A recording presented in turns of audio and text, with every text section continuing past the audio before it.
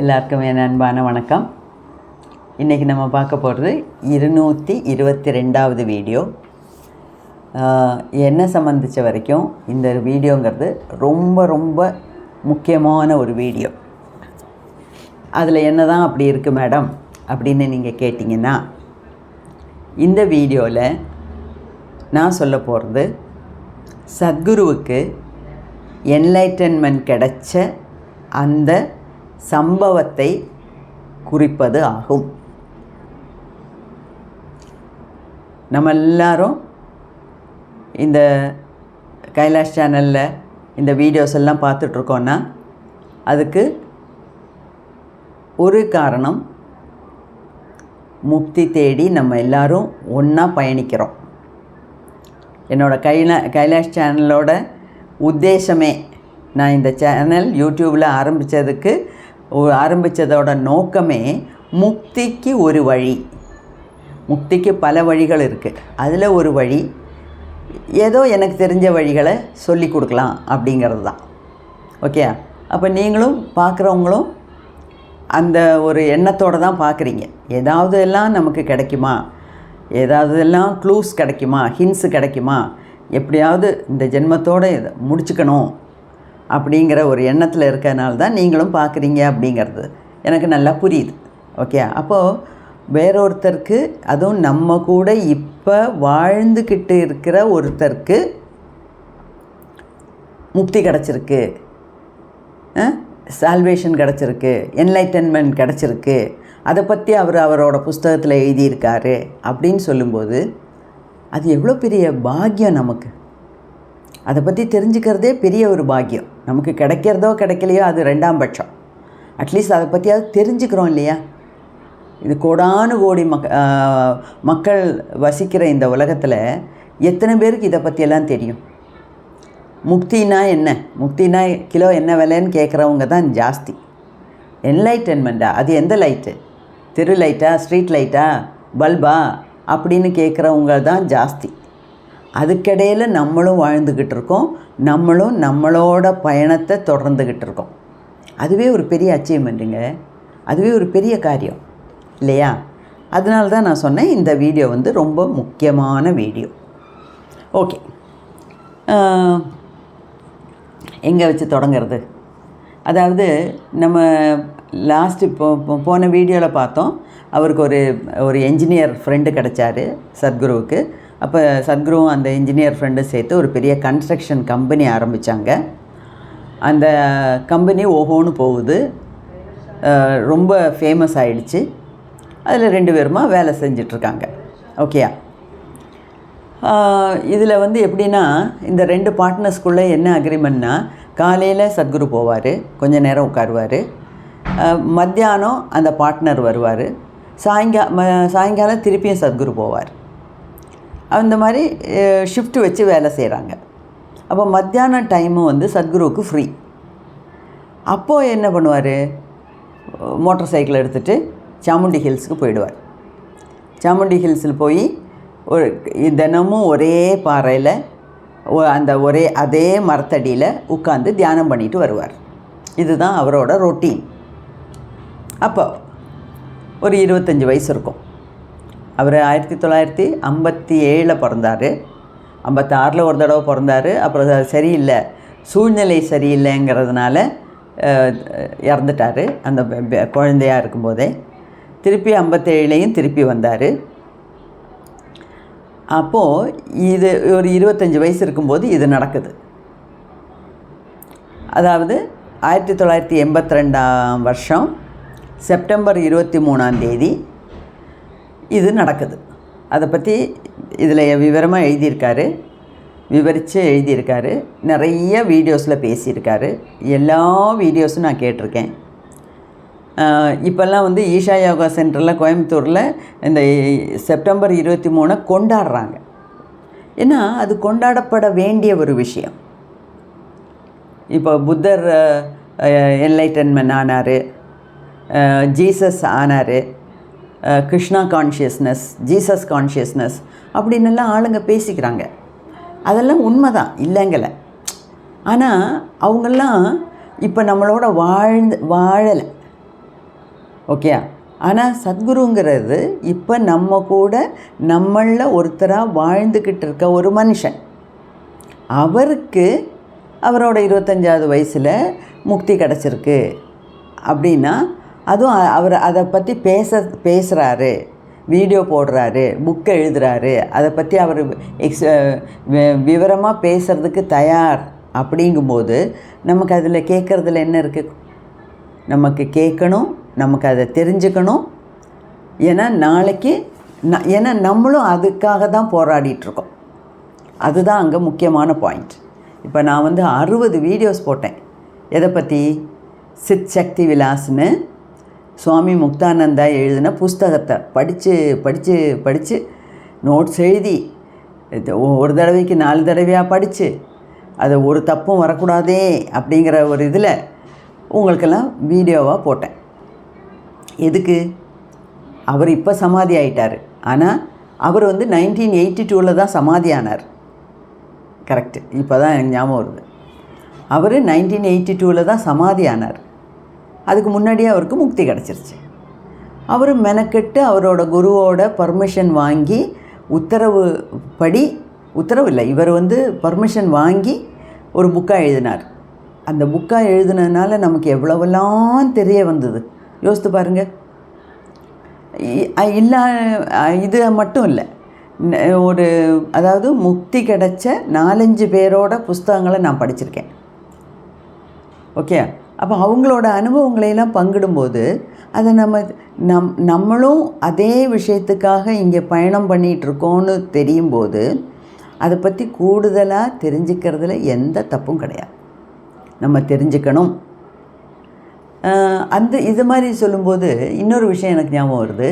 சத்குரு என்ன சொல்கிறாருன்னா, 13வது வயசுலேருந்தே நான் யோகாசனா பண்ணுறேன், பிராணாயாமம் பண்ணுறேன், அதுக்கப்புறம் கொஞ்ச நாளில் மெடிடேஷன் ஆரம்பித்தேன்.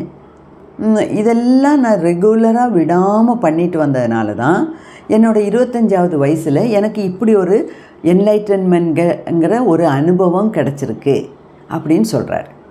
அது ரொம்ப கரெக்டுன்னு நான் சொல்கிறேன். ஏன்னா இதே மாதிரி நிறைய பேர் சொல்லியிருக்காங்க. என்ன சொல்லியிருக்காங்க? அதாவது மனுஷனாக பிறந்த எல்லாத்துக்கும் முக்திங்கிறது கிடைக்கக்கூடிய ஒன்று தான்.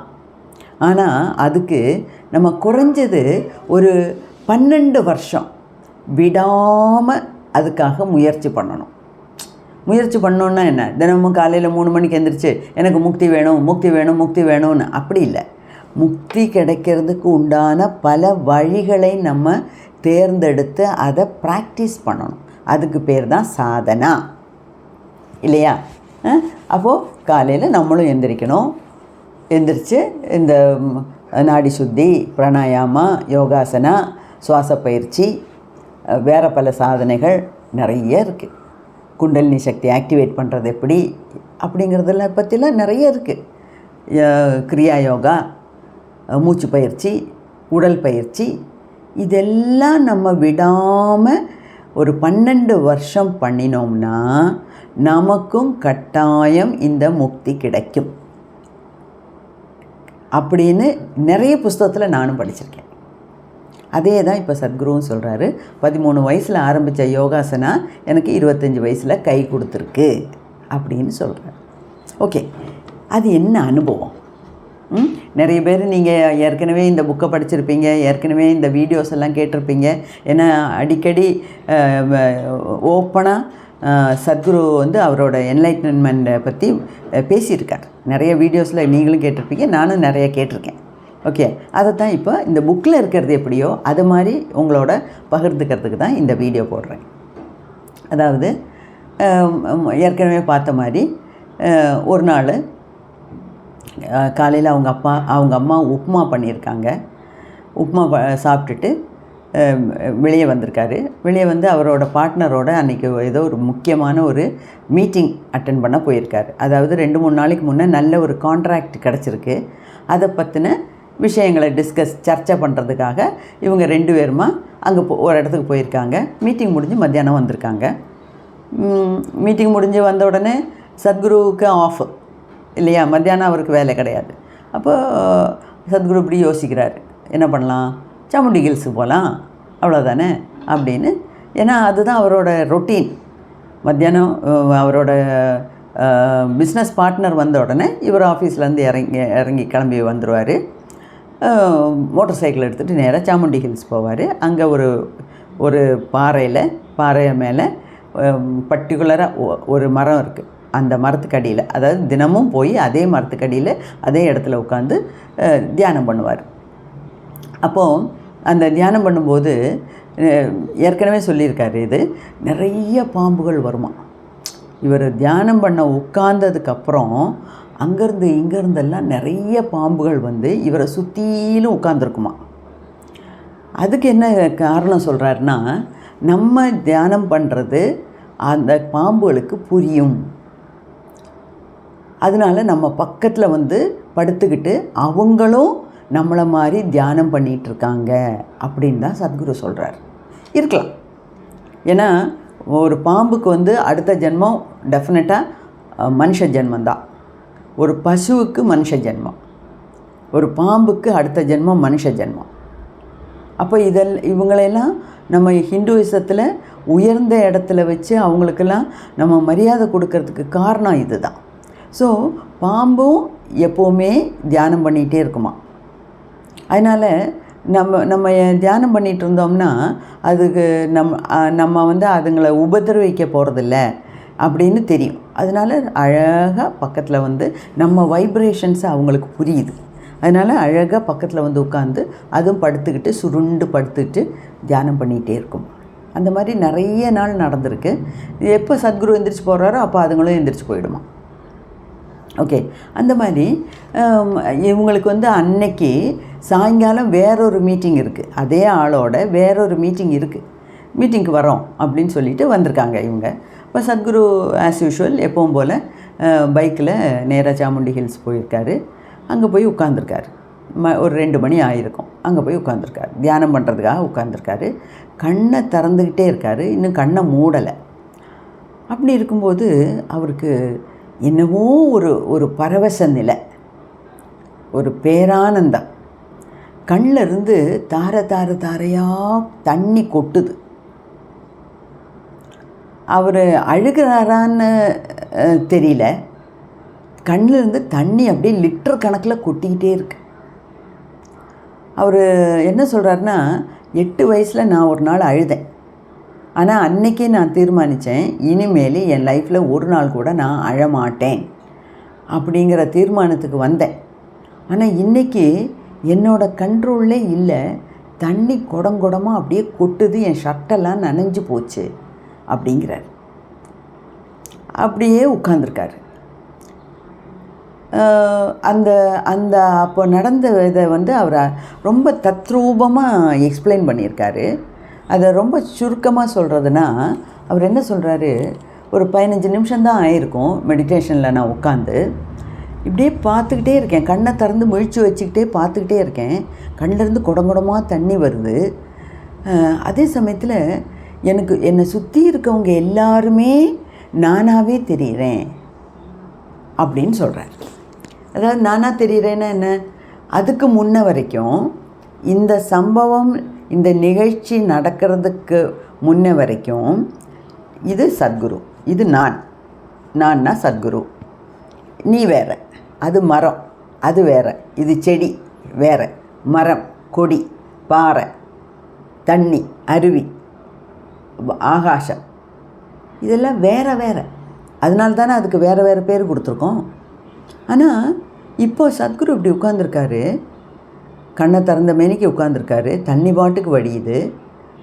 சுற்றிலும் பார்க்கும்போது எல்லாமே சத்குருவாக தெரியுது. அந்த ஒரு ஃபீலிங் தாங்க முக்திங்கிறது. அதாவது இதையே சுவாமி முக்தானந்தாவும் சொல்லியிருக்கார். என்ன சொன்னார் அவர்? என்ன சொன்னார் இவரை? சத்குரு என்ன சொல்கிறாரு? 2 பேரும் ஒன்றே தான் சொல்கிறாங்க. அதாவது முக்திங்கும்போது, இப்போ முக்திங்கும்போது யாரோ வந்து நம்ம கையில் வந்து ஒரு முக்திங்கிற ஒரு கிஃப்ட்டு கொடுப்பாங்க, அப்படி இல்லை. அது நமக்கு உள்ளே நடக்கிற ஒரு உணர்வு. நான் சொல்லியிருக்கேன் ஏற்கனவே, மெடிடேஷனுங்கிறது நம்ம பண்ணுறதில்ல, நம்ம மெடிடேஷன் நடக்கிறதுக்காக உட்கார்றோம். அப்போ மெடிடேஷன் அல்லது தியானம்ங்கிறது தானாக நிகழக்கூடிய ஒன்று இல்லையா? அதுபோல் இப்படியே உட்கார்ந்துருக்காரு, பார்க்குறதெல்லாம் சத்குருவாக தெரிகிறார். அதுக்கு என்ன அர்த்தம்? அதாவது பிரபஞ்சம் முழுக்க நிறைஞ்சிருக்கிறது நானே. அதை நீங்கள் கிரியேட்டர்னு சொல்லலாம், இல்லைன்னா கடவுள்னு சொல்லலாம், நம்மளை படைச்சவன்னு சொல்லலாம், ஆண்டவன்னு சொல்லலாம். அதுக்கு வேறு வேறு பேர் கொடுக்கலாம். சிவன் கொடுக்கலாம், பார்வதி கொடுக்கலாம், முருகன் கொடுக்கலாம், அல்லாஹ் கொடுக்கலாம், இயேசு கொடுக்கலாம், எந்த பேர் வேணாலும் கொடுக்கலாம். ஆனால் அது கிரியேட்டர், நம்மளை படைத்தவன். அல்லாட்டினா அந்த படைப்பே இதுதான். இந்த படைப்பு மொத்தமுமே நானாக தெரிகிறேன்னா அப்புறம் நான் வேற, படைப்பு வேறையா? நான் வேற, படைத்தவன் வேறையா? ரெண்டும் ஒன்று. எங்கே பார்த்தாலும் சத்குருவாகவே தெரிகிறேன். அதுக்கு உண்டான உள்ளர்த்தம் என்னன்னா, என்னோட அவேர்னஸ், என்னோட கான்ஷியஸ்னஸ் பிரபஞ்சத்தோட கான்ஷியஸ்னஸோட இணைஞ்சிடுச்சு. இதையே சுவாமி முக்தானந்தா சொல்லியிருக்கார். அப்போது அதுக்கப்புறம் நான் வேறு நீ வேறு அல்ல. இது காதலர்கள் பேசுகிற பேச்சில், பாட்டில் வர்ற வரிகள் அல்ல. ஓகே, அதாவது இப்போ காதலர்களும் அந்த மாதிரி தான், அந்த ஒரு டைமில் அப்படி தான் இருக்காங்க. நான் வேறு நீ வேறு இல்லை, என் உடம்பும் உன் உடம்பும் ஒன்றாயிடுச்சு, என் மனசும் உன் மனசும் ஒன்றாயிடுச்சு அப்படிங்கிற ஒரு நிலைமையில தான் அவங்களும் இருக்காங்க. அதெல்லாம் டெம்பரரி, கொஞ்ச நேரத்துக்கு, கொஞ்ச நாள் கிடையாது, கொஞ்சம் நேரத்துக்கு. இது அப்படி இல்லை, தானாக ஒரு அனுபவம் அப்படி கிடைக்கிது. அதாவது சத்குருவோட அவேர்னஸ், கான்ஷியஸ்னஸ் பிரபஞ்சத்தோட கான்ஷியஸ்னஸோட இணைஞ்சிடுச்சு. அப்போ பார்க்குறதெல்லாம் நானேன்னு தெரியுது. அல்லன்னா பிரபஞ்சமே எனக்குள்ளே இருக்குது, நானே பிரபஞ்சம், பிரபஞ்சமே நான் அப்படிங்கிற ஒரு ஃபீலிங். அதுதான் ஸ்டேட் ஆஃப் என்லைட்டன்மெண்ட் அப்படின்னு நம்ம சொல்கிறோம். ஓகே, அது நான் எவ்வளோ சொன்னாலும் அதுக்கு ஈக்குவல் ஆகாது. எனக்கு எப்போ என்னோடய சொந்த அனுபவத்தில் வருதோ அப்போ தான் எனக்கு அது என்னால் அதை விளக்க முடியும். ஆனால் என்னால் இப்போ நல்லா புரிஞ்சிக்க முடியுது. ஏன்னா இதோட ஒரு 7-8 முக்தி கிடைச்சவங்களோட அனுபவங்களை நான் புஸ்தகம் வாயிலாக படிச்சிருக்கேன். அப்போ கிட்டத்தட்ட இதுதான் எனக்கு நல்ல கிளாரிட்டி இருக்குது, நல்ல ஒரு ஐடியா உண்டு. ஆனால் என்ன மேடம் நீங்கள் என்லைட்டன்டான்னு கேட்டிங்கன்னா இல்லவே இல்லை. ஏன்னா என்லைட்டன்மெண்ட் ஆகிட்டதுக்கப்புறம் நான் இந்த மாதிரியெல்லாம் ஒரு சாதாரண நிலையில் இருப்பேன்னு இல்லை. அப்போ என்ன அசாதாரண நிலைமை? அசாதாரண நிலைமைன்னு இல்லை, எப்போவுமே அந்த பிளிஸ்ஃபுல் ஸ்டேட், அந்த பேரானந்தத்தில் திளைச்சிக்கிட்டு இருப்பேன். ஓகே, அப்போ இது வரைக்கும் எனக்கு அந்த அனுபவம் கிடைக்கல. அப்போ இதை நான் என்லைட்டன்டு இல்லை அப்படிங்கிறது தான் அதோட உண்மை. ஓகே, இப்போது என்ன அவரோட ஒரு 2-3 சென்டென்ஸில் நான் வாசிக்கிறேன். அப்போ தான் அதோட அர்த்தம் உங்களுக்கு புரியும். நான் எவ்வளோதான் என்னோடய பாணியில் சொன்னாலும் போராது. அவர் என்ன எழுதியிருக்காருங்கிறத நான் படித்து காட்டுறேன். அதாவது இந்த சாமுண்டி ஹில்ஸில் அவருக்கு அந்த என்லைட்டன்மெண்ட் கிடச்சது, அது ஏதோ ஒரு போதையில் இருக்க மாதிரி.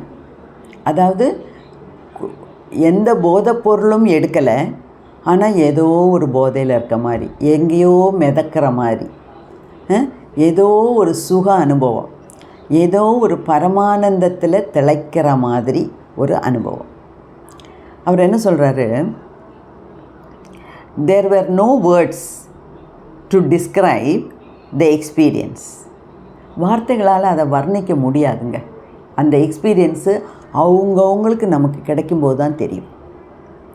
ஓகே, அதுக்காக தான் பாடுபட்டுருக்கணும். நம்ம அதுக்கான ப்ரிப்ரேஷன் பண்ணணும், அதுக்கான தயாரெடுப்பில் இருக்கணும். அப்போ எனி டைம் இது கிடைக்கலாம். ஓகே, இப்போ கிடைக்கும்போது நம்ம இந்த மாதிரி புஸ்தகங்களெல்லாம் படித்து புரிஞ்சுக்கிட்டோம்னா நமக்கு நடக்கும்போதும் இதுதானா அது, இதுதானா சத்குரு சொன்னது, இதுதானா சுவாமி முக்தானந்தா சொன்னது, இதுதானா மேடம் யூடியூப்பில் படித்து நமக்கு சொல்லி கொடுத்தாங்க அப்படிங்கிறது நமக்கு விளங்கும். ஓகே, அப்போ அவர் என்ன சொல்கிறாரு, there is no mountain, no flower, no cloud, nothing.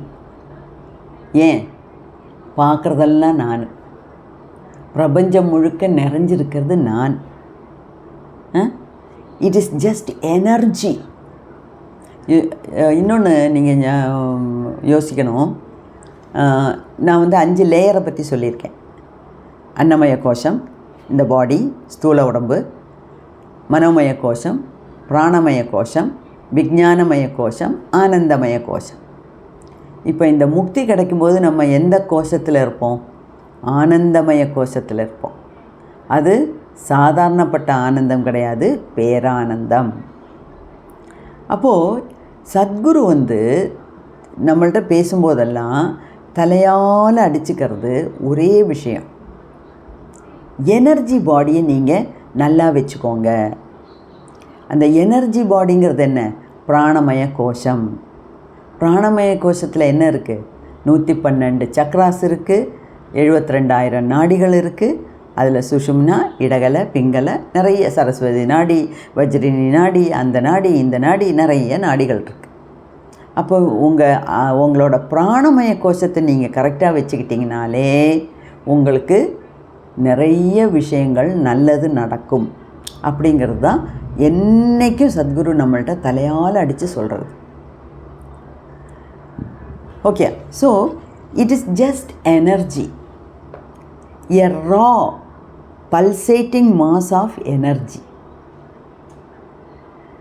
You can call it the creator, நம்மளை படைத்தவன், or the creation, படைப்பு, படைப்பாளி அல்லாட்டினா படைப்பு, or you can call it yourself. இங்கே தான் விஷயமே இருக்குது. You call it yourself. இது நான், அது நான், இது நான், இது நான், பார்க்குறதெல்லாம் நான். ஏன்னா என்னோட கான்ஷியஸ்னஸ், என்னோட அவேர்னஸ் பிரபஞ்சத்தோட கலந்துருச்சு. எங்கும் நானே எதிலும் நானேங்கிற மாதிரி எல்லாத்துலேயும் நான் நிறைஞ்சிருக்கேன். அப்போ நான் தான் கடவுள்னு சொல்லிக்கிறதுல தப்பு உண்டா? நான் தான் அந்த கிரியேட்டர், நான் தான் அந்த கிரியேஷன். அதை தான் சொல்கிறாரு. அதை தான் எல்லோரும் சொல்லிட்டாங்க. கடவுள் கடந்து கடந்து கடந்து உள்ளே போ, ஏன்னா உனக்குள்ளேயும் அந்த கிரியேட்டர் இருக்கார், உனக்குள்ளேயும் அந்த ஆத்மா இருக்குது, உனக்குள்ளேயும் அந்த கடவுள் இருக்கார். கடவுள் உள்ளே போ, கடந்து கடந்து கடந்து எல்லா லேயரையும் கடந்து உள்ளே போ. உனக்கும் உன்னோட ஆத்மாவை ஐடென்டிஃபை பண்ண முடிஞ்சால் அதுதான் கடவுள். எல்லாம் சொல்லியாச்சு. அனதர் டைம் வேற ஒரு தடவை இந்த அம்மா, இந்த புக்கை எழுதினவங்க அருந்ததி கேட்டாங்களாம், என்லைட்டன்மெண்ட்னா என்ன அப்படின்னு. அவருக்கு சொல்கிறாராம், என்லைட்டன்மெண்ட் ஒரு அச்சீவ்மெண்ட்டு கிடையாதுமா. அச்சீவ்மெண்ட்டு கிடையாதுன்னா, சரி நான் 10th பாஸ் ஆனேன், ஃபஸ்ட் கிளாஸில் பாஸ் ஆனேன், நான் 12th ரேங்க் வாங்கினேன், நீட்டில் எக்ஸாம் எழுதி ஃபஸ்ட் ரேங்க் வாங்கினேன், அதெல்லாம் ஒரு அச்சீவ்மெண்ட், நம்ம ஹார்ட் ஒர்க்குனால் கிடைக்கிற அச்சீவ்மெண்ட். என்லைட்டன்மெண்ட்ங்கிறது அச்சீவ்மெண்ட் இல்லை, அது it is like a homecoming. Home கம்மிங்னா என்னன்னு தெரியுமா?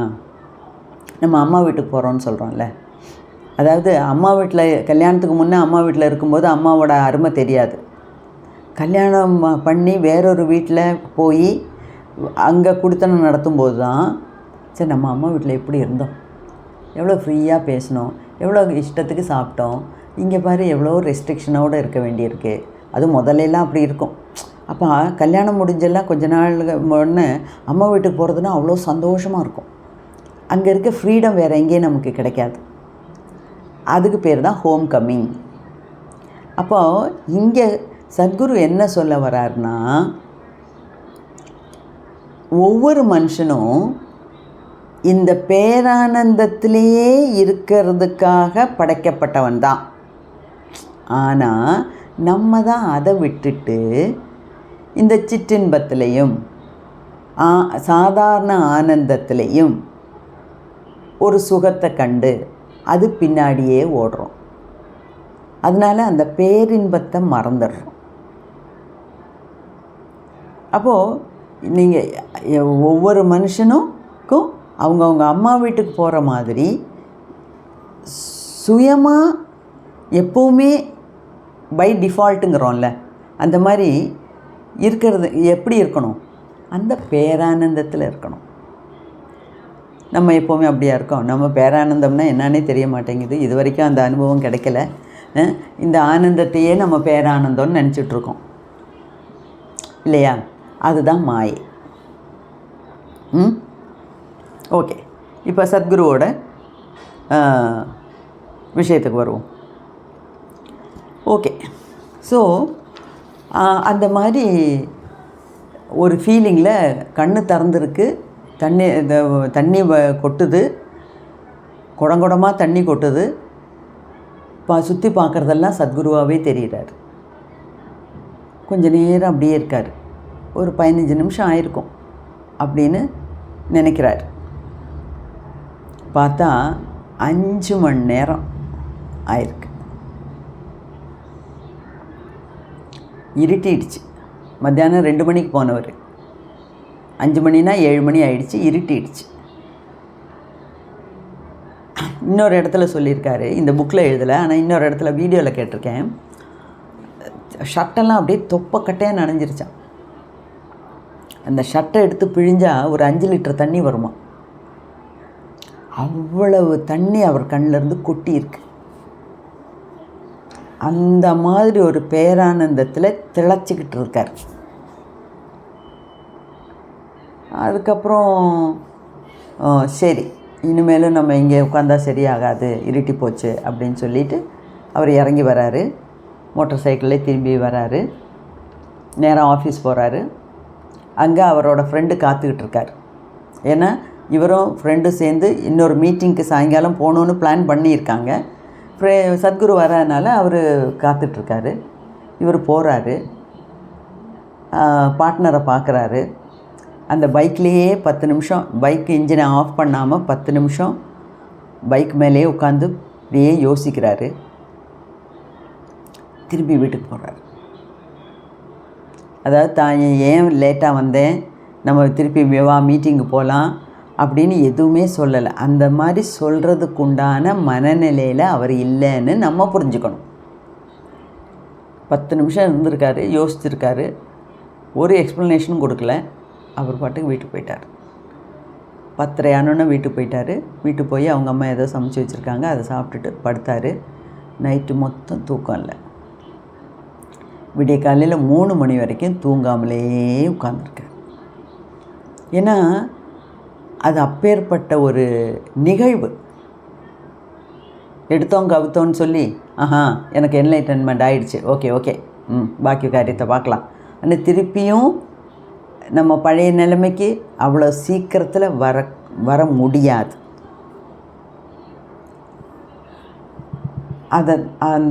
அந்த இதெல்லாம் தான், நிகழ்வுகளெல்லாம் தான் அவ்வளோ தூரம் சொல்லியிருக்கார். இப்போ இதை என்னால் நல்ல விதத்தில் புரிஞ்சிக்க முடியுது. ஏன்னா சுவாமி முக்தானந்தாவும் இதே தான் சொல்லியிருக்கார். மற்றவங்க எல்லாருமே, அதாவது இந்த அனுபவம் கிடைச்சவங்க எல்லாருமே இதே விஷயத்தை தான் சொல்கிறாங்க. அதாவது நான் வேற நீ வேற அல்ல, நானும் பிரபஞ்சமும் ஒன்று. பிரபஞ்சந்தான் எனக்குள்ளே இருக்குது, பிரபஞ்சந்தான் என் வெளியே இருக்குது, சுற்றிலும் இருக்குது, நம்ம எல்லாம் ஒன்று தான் அப்படிங்கிற ஒரு பேரானந்தம். ஓகே, ஸோ பாக்கியெல்லாம் அடுத்த வீடியோவில் பார்க்கலாம். நற்பவி நற்பவி நற்பவி.